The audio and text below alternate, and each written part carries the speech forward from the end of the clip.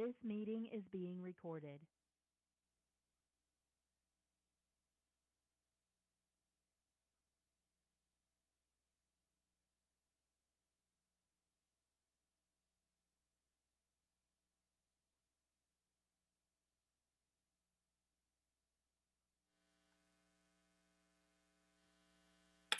Good morning, afternoon, or evening, depending on where you are joining us from today.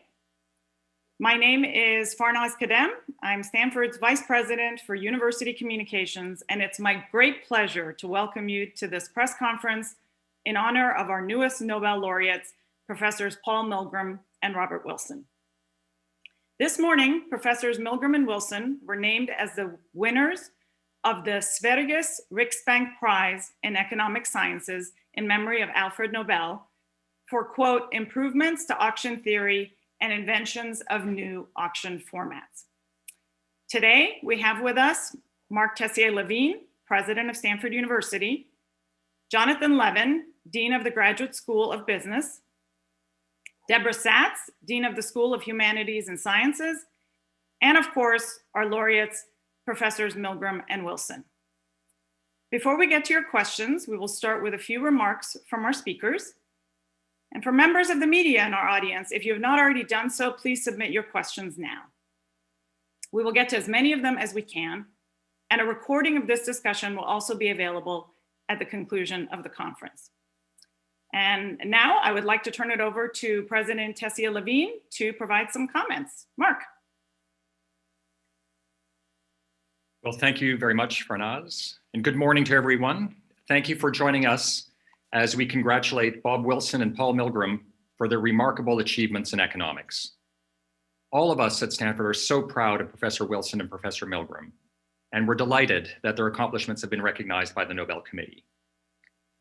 Bob Wilson and Paul Milgrom have each made important theoretical discoveries with significant real-world implications. Bob Wilson was the first to create a framework for auctions of items with a common value. Paul Milgrom played a leading role in developing the theory of auctions when bidders have both common and private values. The two have collaborated closely for years. In fact, Paul Milgrom first began to develop his theories as a doctoral student of Bob Wilson. He wasn't the first of Bob's students to win the prize, though, as prior Nobel laureates Bengt Holmström and Alvin Roth were also doctoral students of Professor Wilson. And Bob and Paul are neighbors as well as colleagues. As I understand it, Paul found out they'd won the Nobel Prize when Bob crossed the street to knock on his door in the very early hours this morning, waking him up to share the news. Now together, the insights by Professor Wilson and Milgrom into bidding and pricing have become integral to our modern economy. They've applied their discoveries to real-world market problems, designing new and better auction formats for complex situations, including in industries like oil, industrial chemicals, and power. Most notably, they pioneered the auction design for governments to allocate radio frequencies, which has been adopted in countries around the world. They'll each describe their work in fuller detail in a few moments. Their accomplishments are a shining example of the ways in which fundamental discovery and its application to finding real-world solutions can make enormous contributions to modern society.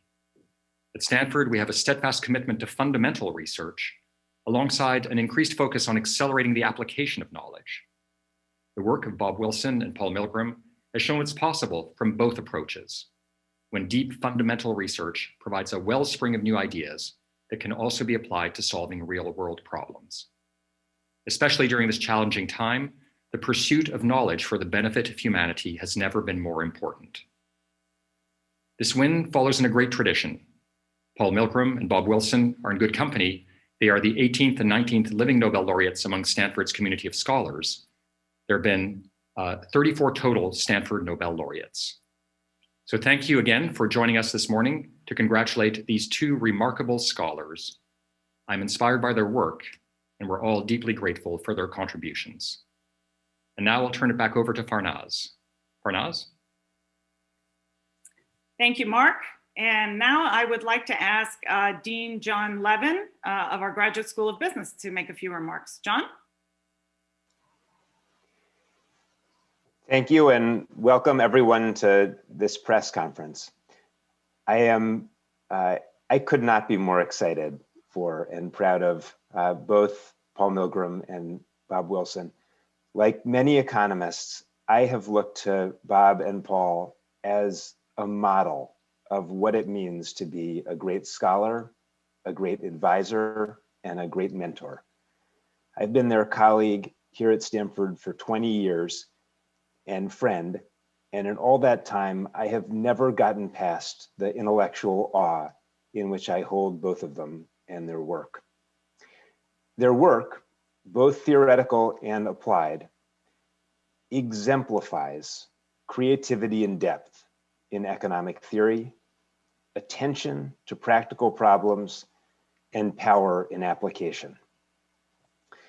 If there is one shared characteristic to which I would point, it is that they both have maintained incredible intellectual vibrancy over decades. How is that?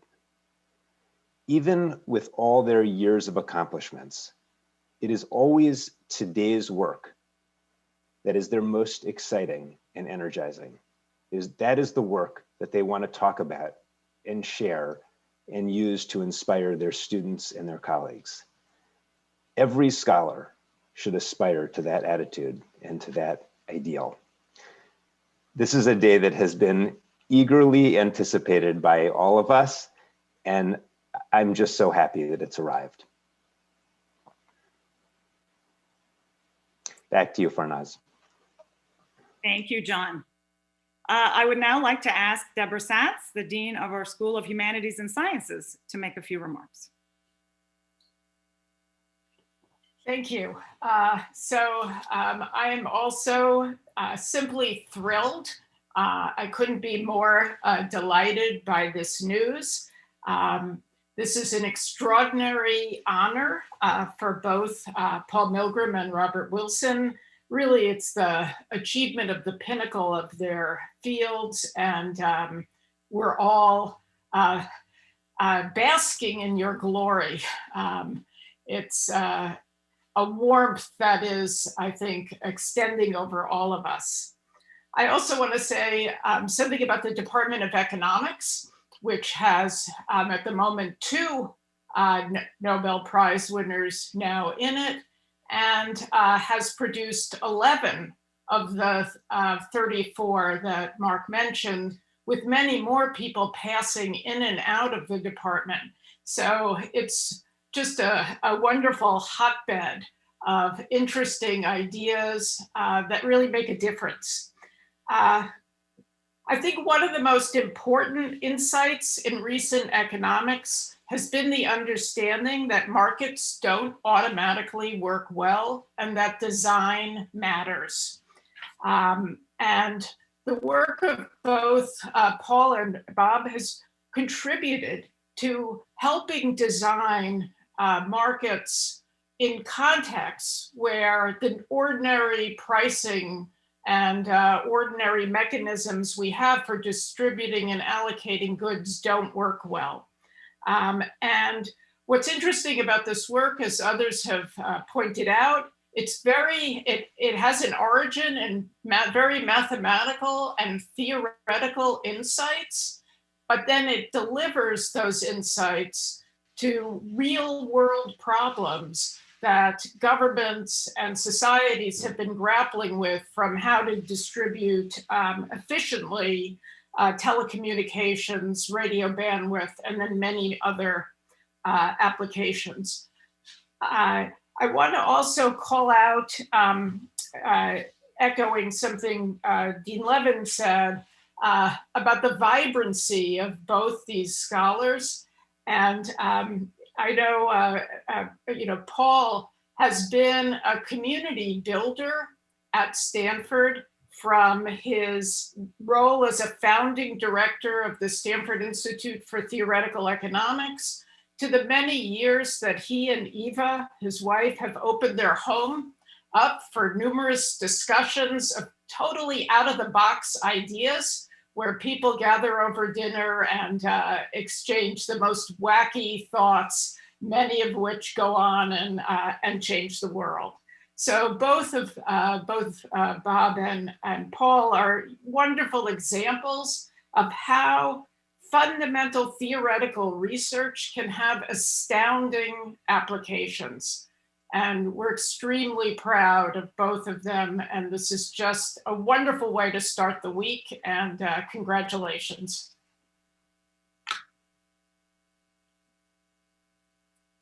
Thank you, Deborah.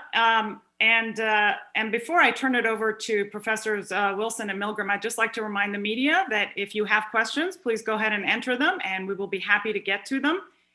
It is now my great pleasure to introduce our newest Nobel laureates, Professors Wilson and Milgram.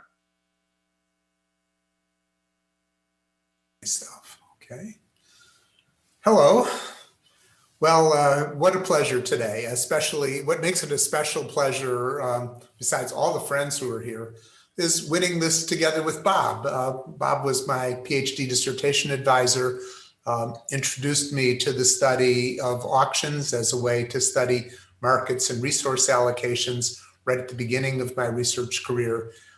Then we were able to collaborate in the early 1990s in the creation of the first radio spectrum auctions, which allowed the Federal Communications Commission to efficiently allocate radio spectrum for mobile phone use.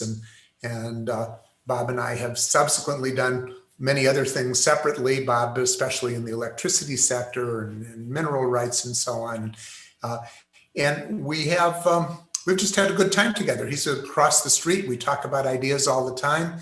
And John Levin, I think, hit the nail on the head. Part of what makes it so wonderful being a professor and is I'm just always excited about whatever I'm currently working on. It's just always the way I feel. If somebody asks me, what have you done that's exciting? It's what I did yesterday. And I always feel that way. And talking to Bob, who's always interested in new ideas, it's just wonderful. Bob, let me hand over to you so I don't monopolize things here. I want to use this opportunity to express sort of thanks to the university. I've been here, I don't know, 56 years. The university has always been very supportive of the basic research interests that I've had. And this has been really important to me because I think of the work I've done on sort of basic theory, game theory, decision theory, and so on, as being a fount from which has flowed these applications.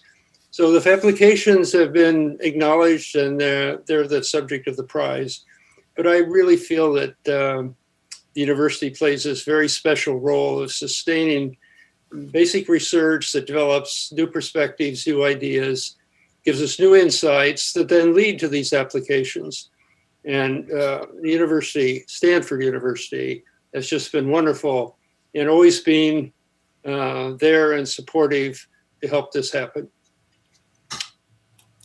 Yeah, in terms of applications, Stanford University has been great, and John has worked with me on applications too, and Ilya Segal, my colleague in the economics department, through my company Auctionomics, these guys, we've worked on getting applications going, and it's been wonderful. The whole academic community, actually, not just here, University of British Columbia, universities in Madrid have also contributed people that have worked with me on applications. But the heart of it for me is Stanford. This is my home where I've been for a long time now, and working with Bob and with Ilya Segal and with people and John Levin and others has been just made it possible to take these ideas and actually do something with them and put them to work.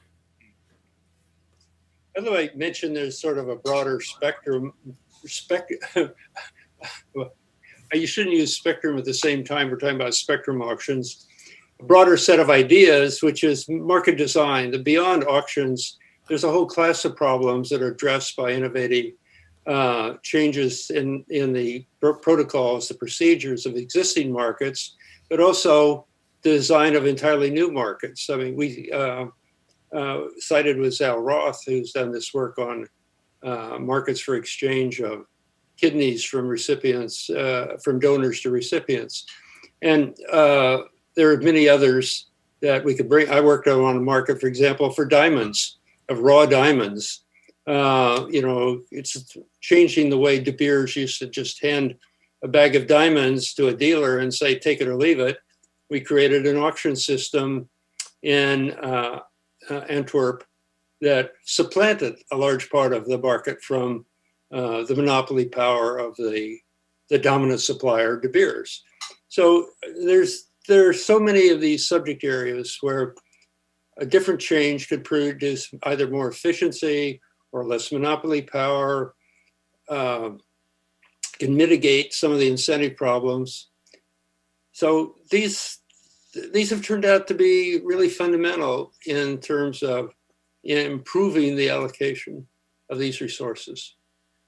Now, you had mentioned, and I want to turn back, we've focused on applications in our conversation so far, but actually, fundamental theory has played a role too, coming to understand incentives and how to model them and how to represent them in order to engineer to take advantage of them.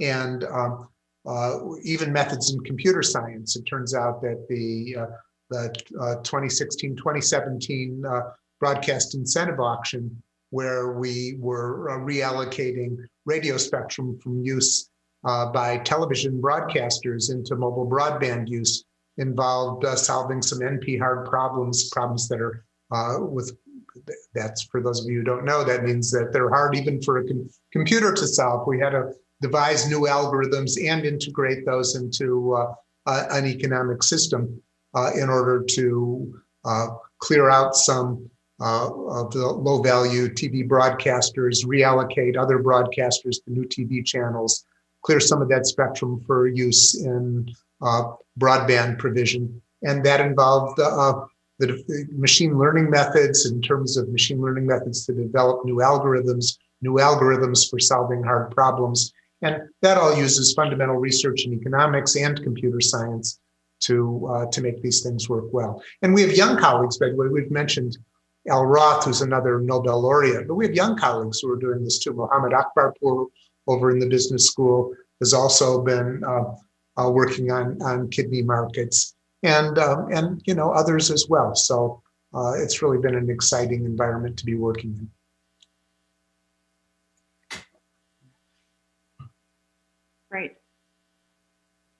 Great. So we have some questions for you that we'd love to have one or both of you answer. And I think this first one, Mark made some reference to an interesting way that Professor Milgram, you found out this morning. But a question is can each of you describe how you learned of the news?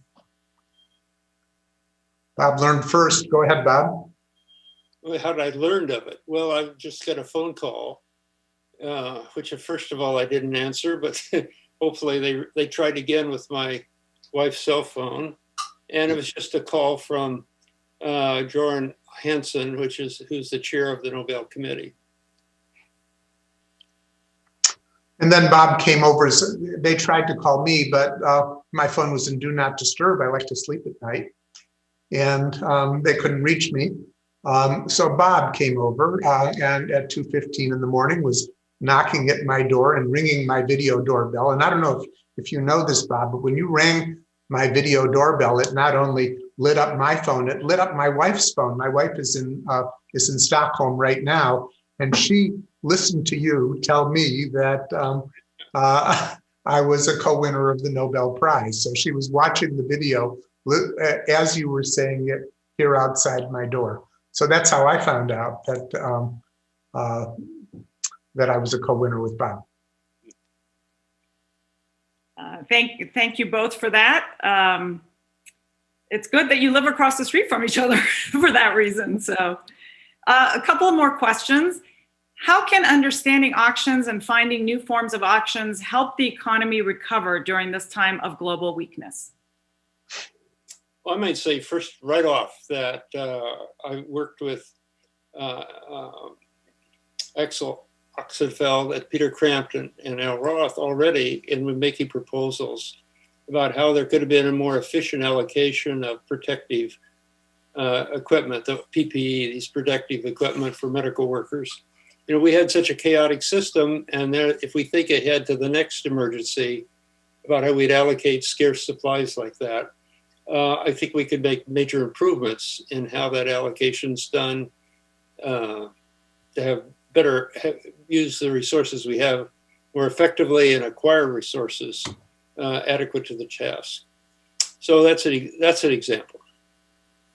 Well, picking up on that example, Bob, I think all of us remember early in the pandemic the terrible disorganization we had in allocating, for example, respirators, where the states were competing against each other and simply bidding up the prices, which weren't creating more respirators, but were putting strains on the medical system. The rules of markets do matter.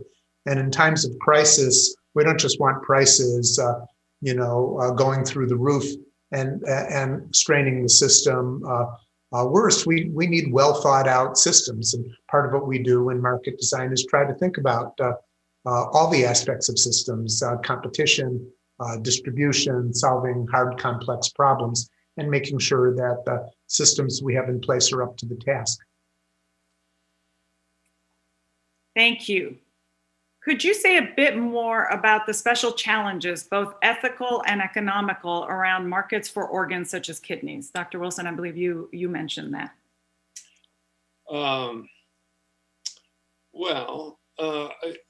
It's as to what the issues are. The current issue is whether you could have transnational exchange of kidneys. Alvin Ross has worked on that, and others have considered it. The exchange of kidneys is widely adopted in the United States and many other countries, and is under consideration in other bigger countries like India. But in international exchange, there's the fear that somehow this could create a black market for kidneys. So that represents a fundamental problem. It's true that you can make both parties better off. There's sort of a win-win situation, it would seem, if you did not have some fear of creating a gray market, black market for kidneys. So that represents very deep, fundamental ethical considerations in the design of that market.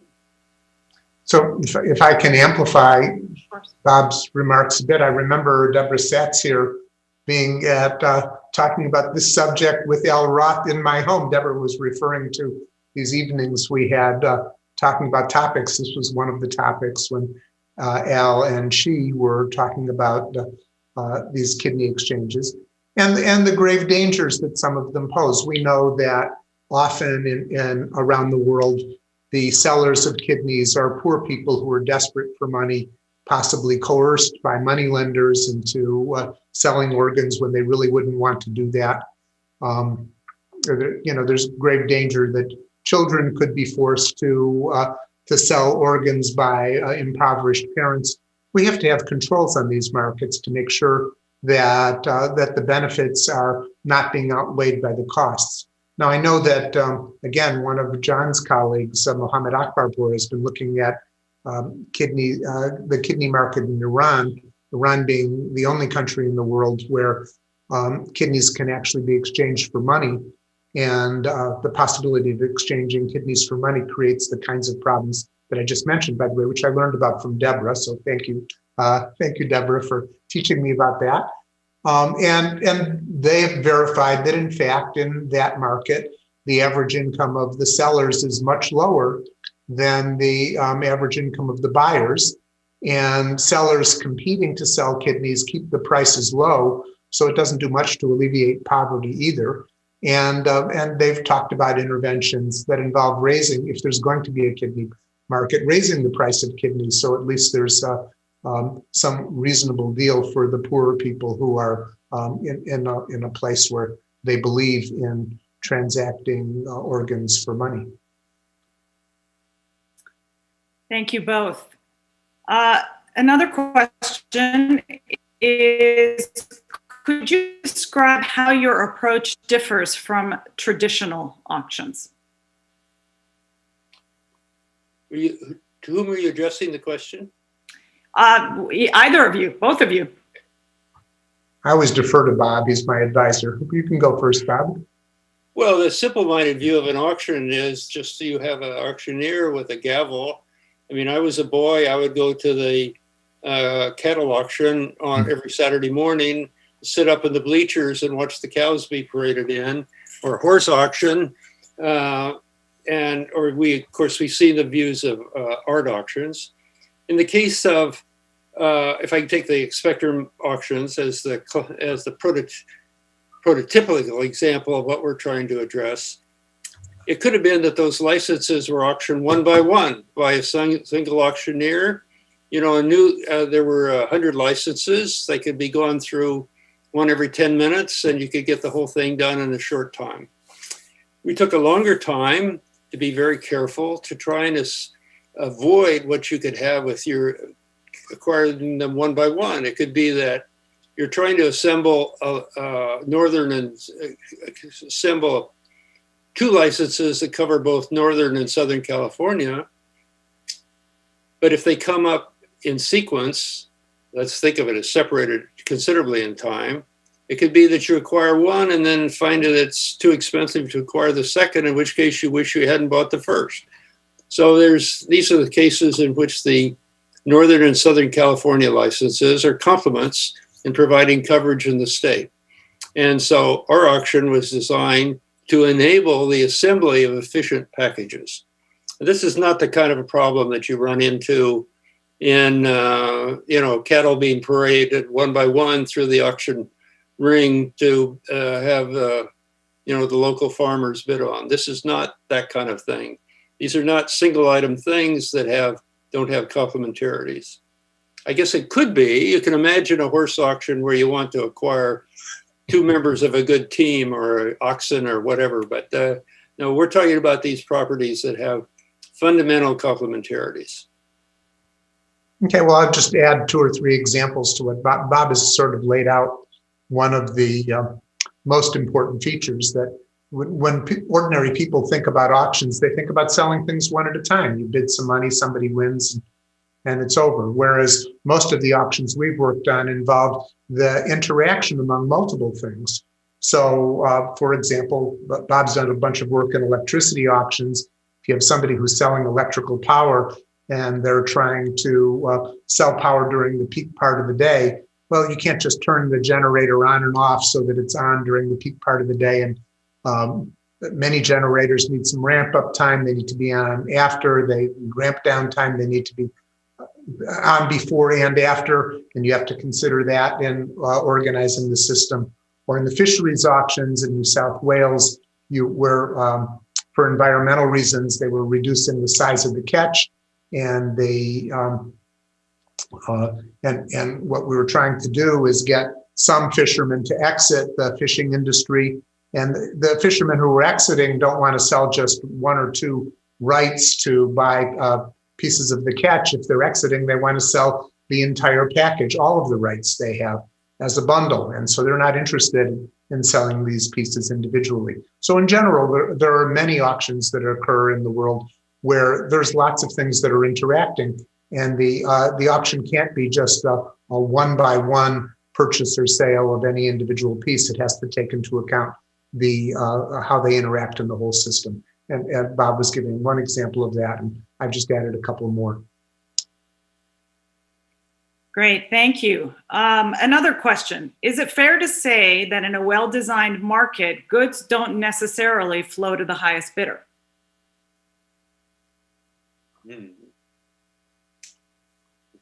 Well, depends on how it's organized. Certainly if it's organized as a traditional auction, you would expect it to go to the highest bidder. So I'm a little bit confused about what the question's intended to say, if it's officially organized. So the highest bidder, I mean, we're talking about a criterion of whether you want to have revenue or efficiency. And, on efficiency grounds, it need not be that you want it to go to the highest bidder. Yeah, there can be times when you don't want it to go to the highest bidder, but even the question presumes there is such a thing as the highest bidder for an item. And what we've tried to explain previously is it's not about selling one item at a time and asking about what it is worth. It's asking about what it is worth as part of a combination of items. And so it makes it hard to answer a question which presumes that there is a highest bid for an individual item. We're really interested in the whole system. So that's a sense in which the question is too simple. Thank you. Many people participate in auctions in some form or another, even if it's just on eBay. What useful tips from your research could you share with us to better understand for auctions for buyers and sellers? Yeah, so the kinds of auctions that Bob and I have been emphasizing are not like the auctions on eBay. The auctions on eBay are mostly exactly what you guys are thinking about, what most of the populace thinks about. I'm out there to buy a television set, one item, I buy it or I don't. I'm not looking to buy a whole collection of things that especially fit well together. So we don't really have any tips for people who are participating in auctions as simple as that. Well, not much. There are, I can tell you from time to time stories about badly designed auctions for single items that we've managed to exploit the rules, but those are special cases and I think I'll keep them private. Thank you. Could you address how your insights could inspire the design of carbon emission trading and renewable energy markets? Well, I might do, but some of it's already been applied. I mean, what we have already implemented in the case of acid rain are markets for emission rights. And those are based upon, quotas decreasing over time to reduce the emissions of acid-causing sulfides. So this is an existing example. It's been there for, I think, over 20 years. It's been very successful. There are these, other markets for various kinds of either limitations on emission, quotas, but they're also a way of establishing, in effect, a shadow tax on the emission of carbon, which can reduce then overall in the long run the amount of carbon that's emitted. Great, thank you. So I should have, at least so people should realize, there is a political argument that goes on as to whether this so-called cap and trade market, like for acid rain emission permits, should be done that way, or should there be a tax on the emission of carbon? So I was not taking a position as to which is the better one. I was just saying, if you had a cap and trade system, it puts an implicit price on carbon, just as if you could have a direct tax on carbon. Thank you. Another question, what is the ultimate goal of creating better auctions? Well, the goals that we have when we're designing auctions depend on the client. At the Federal Communications Commission, what we were trying to do in this recent large auction I spoke about is accelerate the deployment of fifth generation wireless technology. We have spectrum that is currently being used for satellite downlink or currently being used for broadcast television and is unavailable to use for what we think are more valuable technologies. And we're trying to make that happen fast. And in order to make it happen fast, you have to compensate the people who are losing something. And what we achieve through the auction is compensation that people are willing to accept.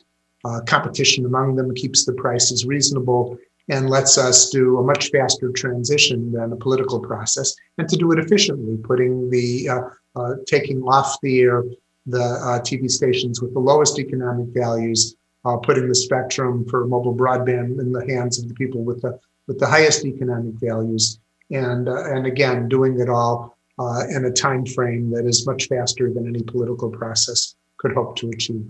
So that's an example of what we might be trying to do. Thank you. What unexpected use of your auction theory have you found most surprising?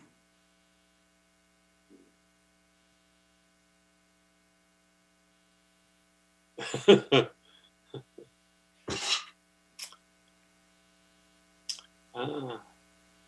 don't have an example to offer. It's a hard question. I have sometimes worked with some local tech companies about auctions for internet advertising, and found and also in the auctions that I spoke to earlier, and what I have found surprising compared to what I understood 10 and 20 years ago. 10 and 20 years ago, I didn't know any computer science, and some of these problems just seemed too hard to do.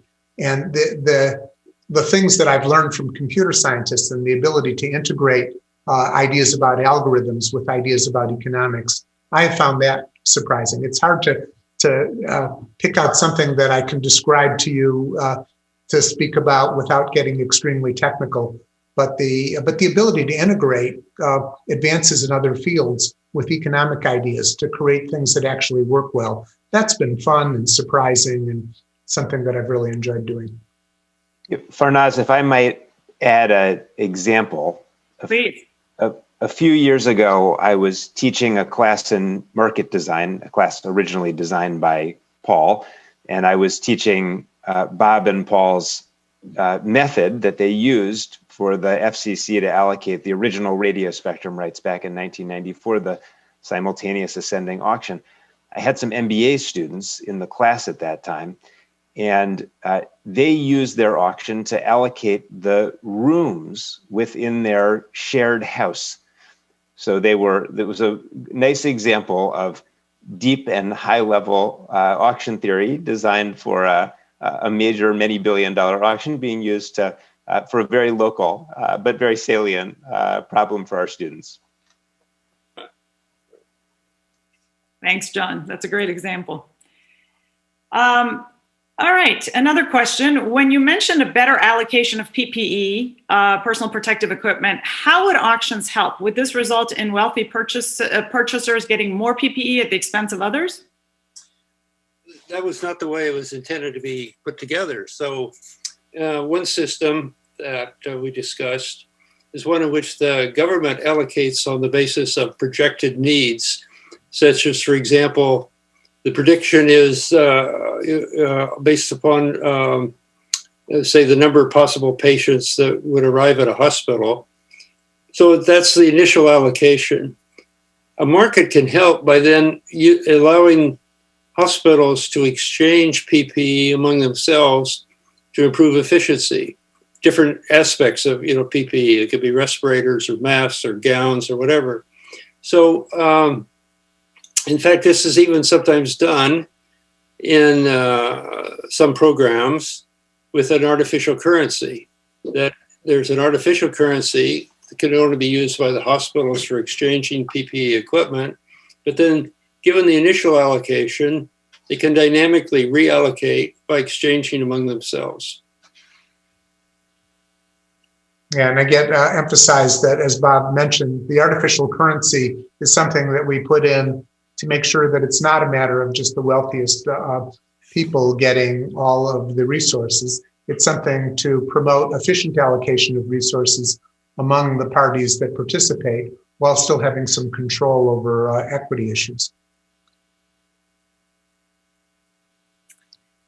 Great, thank you. Maybe a last question. Do either of you personally participate in auctions? Well, again, for me, I have Auctionomics, this company that I founded. We have a big team, and we participate in auctions, in multi-billion-dollar auctions. Sometimes the auctions are not auctions we've designed, but auctions we're bidding in. And we are, for example, will be helping a bidder trying to, in the Rural Opportunity Fund that's coming up later this month, where the government is procuring services so that we will be able to supply broadband services to people that live in remote areas. We'll support a bidder who wants to provide those services. And yeah, we do analysis and strategizing to participate. And that's a pretty complicated auction. There's more than 60,000 areas that are being sold, being procured, for which services are being procured all at one time, and bidding for a combination that makes sense for the bidders in trying to win support to provide those services. That's something that's the kind of thing we do routinely. But I don't participate in auctions at all. I'm afraid I'm only an observer. Wonderful. I want to thank you both for your time and to congratulate you again for this wonderful honor, well deserved, and all of your incredible accomplishments. I would also like to thank all of our speakers this morning. And on behalf of everyone at Stanford, I want to thank each of you for joining us for this very happy occasion today. And I wish you all a very good day. Thank you very much. Bye, everybody.